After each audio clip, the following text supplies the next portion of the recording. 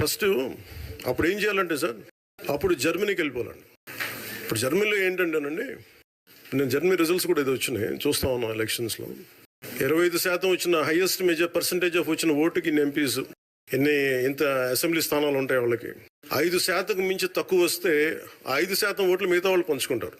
మనకు అలాంటి బెనిఫిట్ మనకి లేదు కాబట్టి మన రాజ్యాంగంలో లేదు. వాళ్ళు మంకుపట్టు పడితే they are free to go to Germany. సంబంధించి సార్, మీకు ప్రతిపక్ష హోదా అంశానికి సంబంధించి పవన్ కళ్యాణ్ కూడా ఒక కామెంట్ చేశారు. వైఎస్ఆర్ కాంగ్రెస్ పార్టీకి వచ్చినటువంటి ఓట్ల శాతాన్ని, సీట్ల శాతాన్ని బట్టి చూస్తే జర్మనీలో అయితేనే వస్తుంది, ఇక్కడ రాదు, ఇక్కడ 5 ఏళ్ళు రావడం కష్టం అని ఒక విమర్శ చేశారు సార్. ఆ మనిషి కార్పొరేటర్కి ఎక్కువ, ఎమ్మెల్యేకి తక్కువ. ఆ మనిషి కార్పొరేటర్కి ఎక్కువ, ఎమ్మెల్యేకి తక్కువ. జీవితకాలంలో ఇప్పుడు ఎమ్మెల్యే ఒకసారి అయినాడయ్యా. 5 మంది శాసనసభ్యులు తెలుగుదేశం పార్టీ నుంచి పక్కన కూర్చుంటామన్నారు.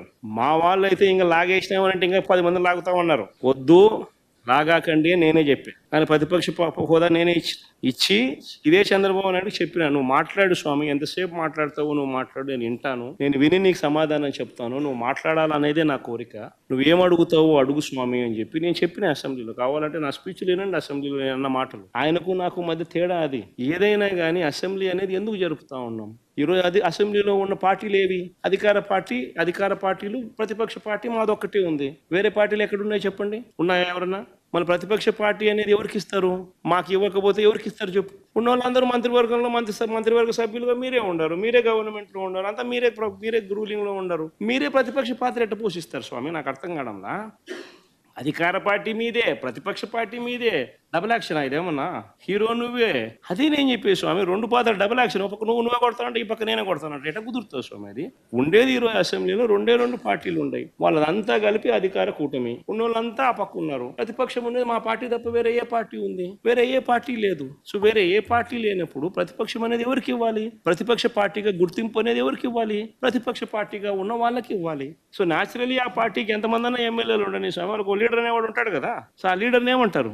ప్రతిపక్ష నాయకుడు అని అంటారు కదా, వేరే పేరు ఏమన్నా అంటారా? సో ప్రతిపక్ష నాయకుడు అని చెప్పి నువ్వు ఎప్పుడైతే అంటావో అప్పుడు ఏంది? దాని అర్థం ఏంది?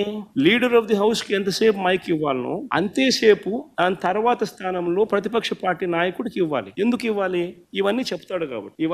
ఇవన్నీ అవతల ప్రతిపక్ష పార్టీ చెప్పినప్పుడు నువ్వు రిపేర్ చేసుకోవాలి కాబట్టి. అది గవర్నమెంట్ చేయాల్సిన డ్యూటీ కాబట్టి, పని కాబట్టి. కానీ ఇక్కడ ఏం జరుగుతా ఉంది?